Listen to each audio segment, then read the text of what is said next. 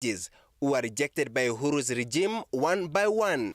I, Korir Weldon Kipyegon, do justice in accordance with this constitution. Without any fear, favor, bias, affection, ill will, prejudice, or any political, religious, or other influence.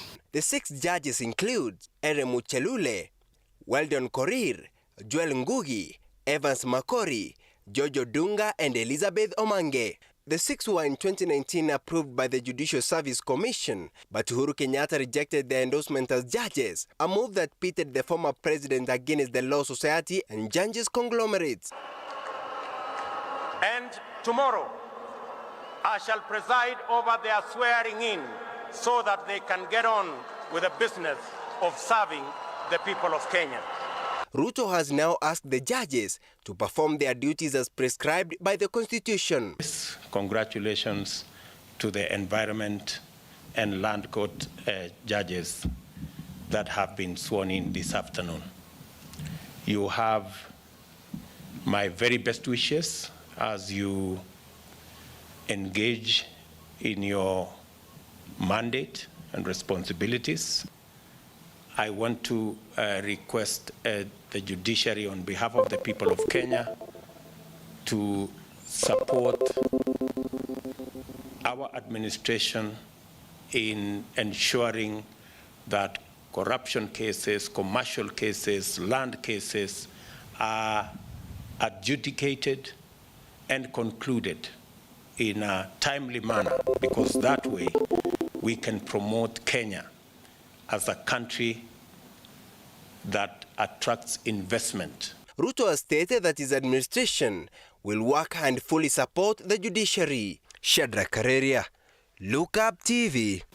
That there is need for us to support the judiciary, and in supporting the judiciary, we can... After President William Ruto ordered port activities to be reverted to Mombasa Port from Naivasha Dry Port during his swearing in, the move has received a bittersweet reaction. A section of Naivasha residents are crying foul over the move, saying the investments they had made hoping to reap big from them will go down in the drain, while Mombasa residents have welcomed the move, saying it has returned job opportunities in the city. Edwin John Mukwara reports. This afternoon, I will be issuing instructions for clearing of goods and other attendant operational issues to revert to the Port of Mombasa as I made a commitment. The move by President William Ruto to revert the Port of Naivasha to Mombasa has been received with mixed feelings in Naivasha area, where the locals who invested in this area thinking they will harvest from the port activities now crying, saying if the port is returned to Mombasa, they will lose. Sasa nilikuwa naonelea hii port kutolewa huku Maimaio tena irudishwe Mombasa, itakuwa tumewaste hii pesa imetumika kwa hii port. At least hata vijana huku ile kazi walikuwa nafanya tutakuwa jobless. Hii port kutolewa huku irudishwe huko Mombasa sioni ifai, kulingana na wale watu walikuwa wamenunua mashamba na watu walikuwa wamejenga huko, na tukaona hii town ilikuwa imeanza kufunguka kama ingefunguka sana. Sasa sioni haja hiyo port kutoka hapa irudi huko Mombasa, na ilikuwa imetumia pesa mingi sana kukuja hadi hapa. So mimi naonelea hiyo port ikae tu hapa tu. Although Maimaio area MCA Eliud Kamau is telling them that only port activities are being returned to Mombasa and not industries, the youths are having none of that. Tarajia makubwa kwa sababu rais alikuwa ametangaza hata wakati tulikuwa tunafanya siasa, akasema kwamba ataleta leather industry, textile industry hapa kwetu Maimaio. Kwa hivyo tuna matarajio makubwa. Ningeomba watu wa Maimaio watulie, tugoje tuone serikali mpya itakuja na nini. Hizo industry ambao wamesema zitakuja hapa, tutazigoja. Najua zitakuwa kwa faida kwetu, kwa sababu kila serikali najua inakuja na mpango wake, na tunajua mpango wa rais ni mzuri kwetu. Kwa hivyo sisi kama wakaji wa Maimaio tunangojea tuone hizo industries zitakuja. Vijana idadi mingi sana hatuna ajira. Si hata vijana, watu kwa ujumla wengi sana ni watu wenye ni biashara wadogo wadogo, wengine tunafanya kazi ya mjengo, wengine ni watu wenye tunafanya kazi kwa kwari, wengine ni wale watu tunatoa mchanga huku.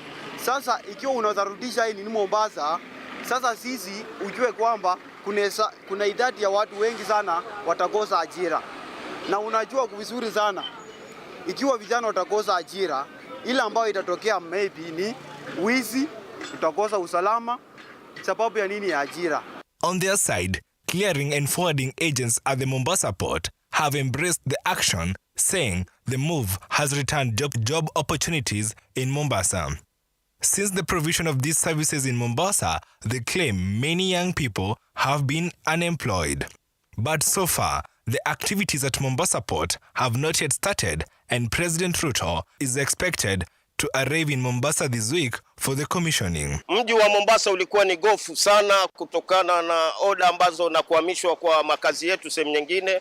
Manyumba yetu mengi yalikosa wapangaji, maofisi ya clearing agent tuliathirika, kina mama wale wa kuuza mabajia na viazi njiani waliathirika pakubwa sana. Lakini kutokana na hii oda iliyotolewa jana ya uwezo wa rais kwamba atarudisha kazi katika Mombasa, imewapa afueni kubwa wakazi wa Mombasa na pwani kwa jumla. Ni jambo ambalo kwamba tunalikaribisha, ni kitu tumekuwa tukipigania kwa muda sana. Na tulieleza wazi ya kwa hata kama ni kulipa deni lile la SGR, kuna njia mubadala ambao kwamba unaweza kutumika, sio lazima kuumiza uchumi wa eneo moja peke yake. It's a bittersweet situation, but time will decide. Edwin John Mokora, Look Up TV. Parents from Nyahururu in Laikipia County have called on the government to improve the CBC, that is the competency-based curriculum, that current President Ruto has said stands to be reviewed. Just a day after President William Ruto issued a directive on the review of CBC curriculum, parents with children under the curriculum have expressed mixed reactions regarding the curriculum, with many praising the positive impact it has had on their children. Henry Waweru, a parent with 2 children under the CBC curriculum, has faulted former President Uhuru Kenyatta's government for introducing the curriculum without proper public participation. Watoto wetu wako na stress, na watoto wetu wengine wako na depression. Economy imeharibika. Kuna vitu wanaitishwa hata wazazi hawana pesa. Kuna wazazi ambao wanakaa kule pali kumekauka. Hizo vitu haziwezi patikana. Kuna wazazi hata hawana simu ya kupiga hizo picha, hizo vitu wanasema zipigwe. Tunataka kusema hivi, serikali kama hivyo president alisema jana, tunataka tuketi chini kwanza tujiulize hii kitu inasaidia watoto wetu ama inawaharibu zaidi. Tuwe na transition mzuri, tuwe na wakati mzuri wa kujiuliza maswali na kuwa na mwelekeo mzuri instead ya kurashrash na kibia at the end of the day mtoto wetu awashwe na shida. On their side, Francis Njenga and John Mundia have commended the previous government for putting in place necessary measures for nourishing the curriculum, while urging the new government to reinforce CBC in order to give it room for improvement. Tunasema CBC sio mbaya, lakini kwanza watu watayarishwa, walimu watayarishwa psychologically, ili pia hata mzazi awe akijua tunaelekea katika mwelekeo gani. CBC ni elimu nzuri kwa watoto wadogo. Hata isipokuwa tuseme hawa watoto tunaona hawa wa class 6 ni wadogo, lakini mimi naona kama wana improve. CBC ikiendeshwa vizuri na kuwe na utaratibu mzuri, mimi naona CBC ni nzuri sana kwa watoto. And ensure the survival of many pupils and students after school. It is only time that will tell the survival of CBC from the findings of the committee to be formed. Samia Dika, Look Up TV. Samia Dika. A family in Tiekuno village in Lemuru constituency, Kiambu County, now want the DCI to investigate the murder of 2 of their kins, Johnson Karuga and Kevin Maina. The 2 were found dead in Kamulu, Nairobi County, and as Grace Mubide reports, they were found a week after their disappearance.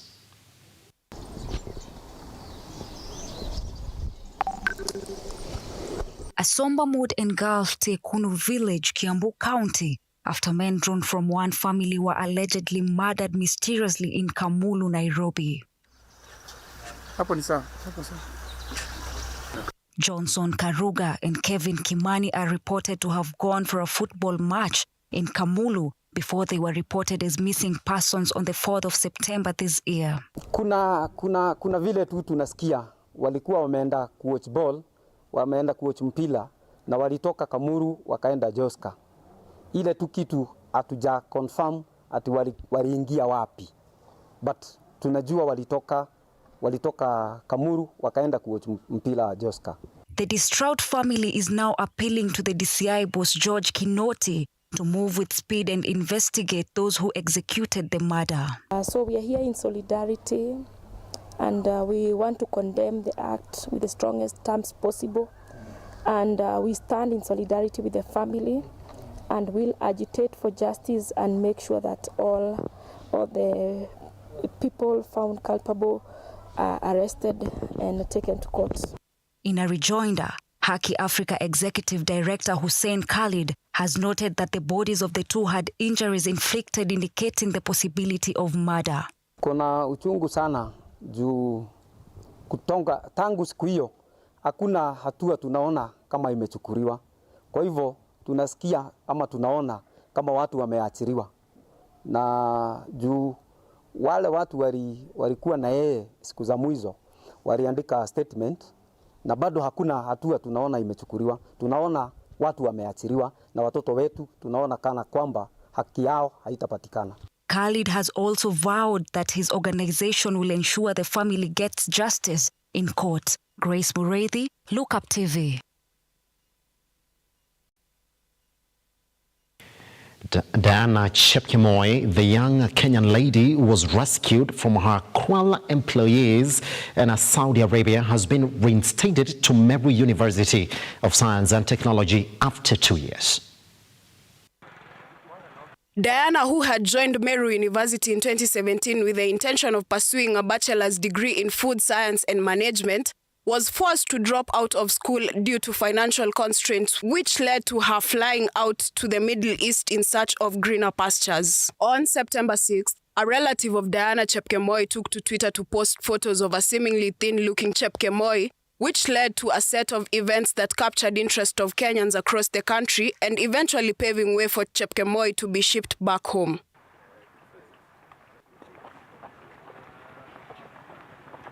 On Wednesday, it was a sign of relief after she was readmitted to Meru University to complete her studies. Beyond me, it's not only about me. I want my story to be the voice of the voiceless. There are so many people suffering. There are so many girls out there who don't have the voice.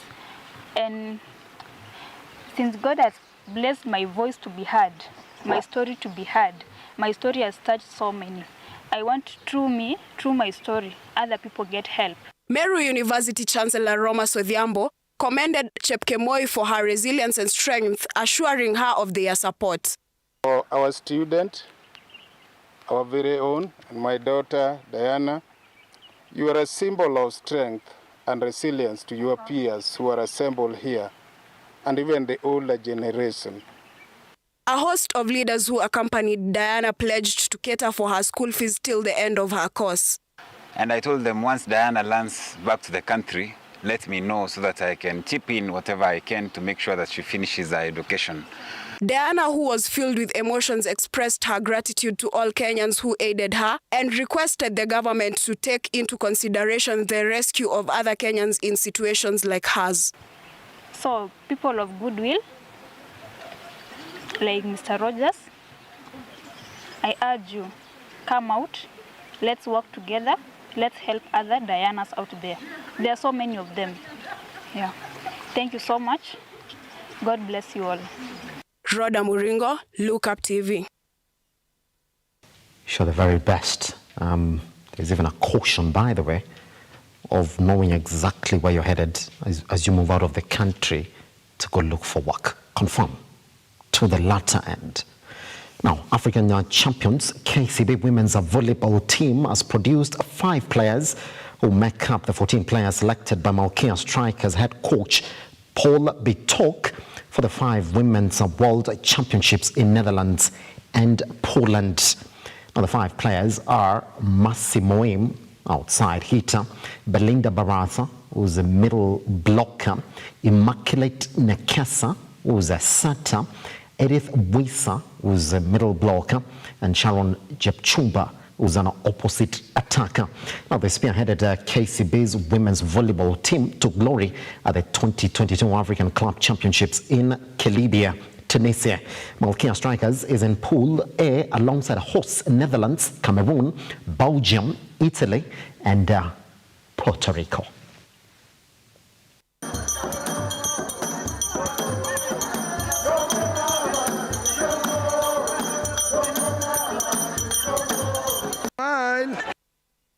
Moving on, Kenya's coach David Obuya Tuesday said that they will take seriously all their matches in the Africa Cricket Association ACA 2020, that's the T20 Cup final that starts on Thursday in Johannesburg, South Africa. Now, the Kenyan contingent left the country yesterday for early preparations. Kenya are in Group B alongside Nigeria, Malawi, and Cameroon, while Group A comprises Uganda, Botswana, Ghana, and Mozambique.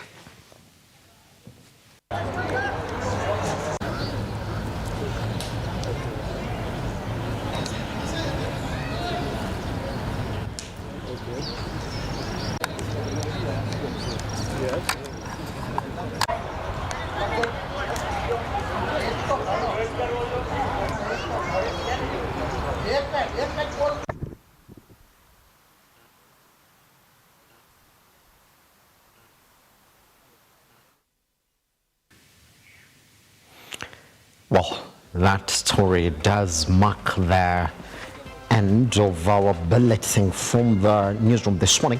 But do you know, though, that since we're talking sport, just before we take this break, I see Potter is trending in. Now, Graham Potter is the new manager for Chelsea, who took over after Thomas Tuchel.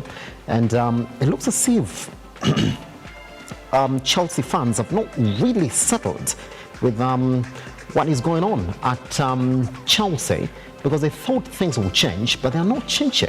But then Aubameyang, also is a new striker for Chelsea again, did not really spark the fortunes in a Champions League yesterday, because then they went on to draw in a game that were heavily expected to win. We also did see Man City also win in the group game against Dortmund, with Erling Haaland then coming in to give them that final goal that saw the match end 2-1 in favour of Manchester City. So that's exactly what we're getting from the sports, and we do know that this weekend Man United game is cancelled. Chelsea-Liverpool is also cancelled, but the rest of the EPL games this weekend also do continue. But I do know that our sports anchor, that is Chacha, will come in and then give you the proper lineup of how this weekend then settles in those particular games. Well, we take a short break right here on the morning drift. Ankey Dorice is going to come in and talk to you on exactly what you need to know about nose bleeding. What do you really need to understand, and what is the exact name that is given then to that particular condition? Let's talk about health right here on the morning drift, and I'll be back later on as we settle for liquor business today, with a conversation then going to be, is it the best time to invest in Kenya Power? We've been seeing the wows that Kenya Power has been doing this week, so that is going to be the question. But do not go away. Remember, we are live at Look Up TV across all your social media platforms. Talk to us. I am at Kiage Simba. I'll see you at 11. Ankey Dorice comes back.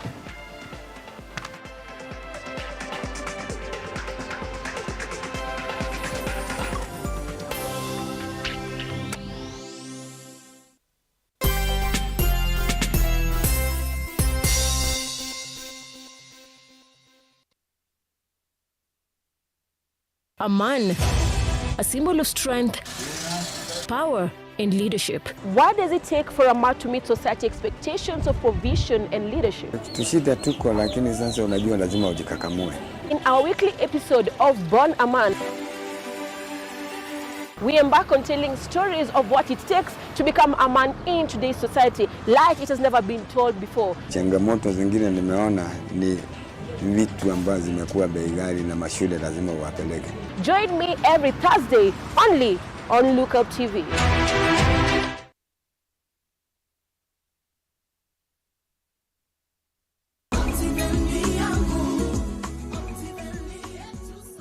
Hi there, Good morning, good afternoon, good evening from wherever you're watching us from. My name is Maki Wamboko, Sales Manager, Optiven Real Estate, and I'm here at our head office, Absa Towers, located at Reuters Street.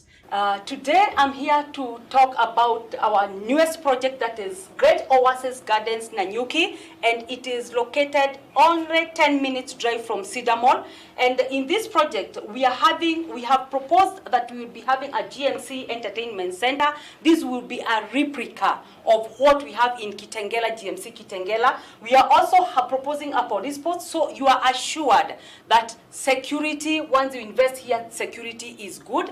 And we are also proposing to have a playing ground. We are also going to have a community ground. So once you invest here, you don't have to worry about the security. The other things, among the things that we are doing, or the things that we have done already in Great Oasis Gardens, we have already done the marking fence, and the roads, the internal roads are already happening. We have started the maraming the road, and we are still in the process of doing the maraming of the internal roads. And we are also sinking a borehole so that we ensure that our investors in Great Oasis Gardens, Nanyuki, will not struggle with water. We are also going to elevate a water tower so that we have a constant supply of water in this project. And we also have a caretaker on site. The caretaker is on site, and he's there 24/7. And then we also have different sizes in this project. We are having 8, we are having quarters, we are having halves, and we are also having acres. One can buy in bulk, you can buy in big chunks,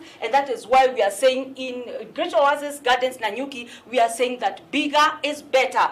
In this project, what you can invest in, you can invest in private schools. You can also do holiday homes, whereby you can do Airbnb. You can also do holiday homes, and then you start renting, and you can also build houses and sell. You can also do apartments in this area. You can also do supermarkets. You can also build a mall, and then you start renting. There is so much that you can do in this project because it is not controlled development. We are also located along Nanyuki Rumuruti Road, and this road is being proposed to be tarmacked by the government. So coming from Nanyuki, or coming from wherever you'll be coming from, it will be very easy to access the project because it is touching the Nanyuki Rumuruti Road, which is going to be tarmacked by the government. My number is +254 722 355 107. Do not be left behind. Call that number. I will work with you.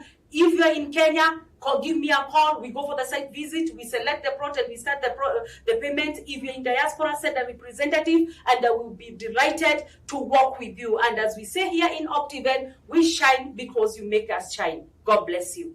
Thank you.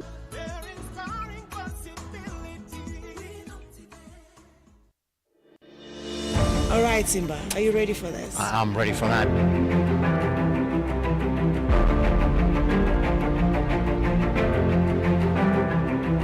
Thank you very much for choosing to keep it right here. This is Look Up TV, and of course, You're still watching The Morning Drift. My name is Simba Kiage online. Remember to use the hashtag The Morning Drift. Don't go too far away. Once we come back here, we'll be right back on Look Up TV.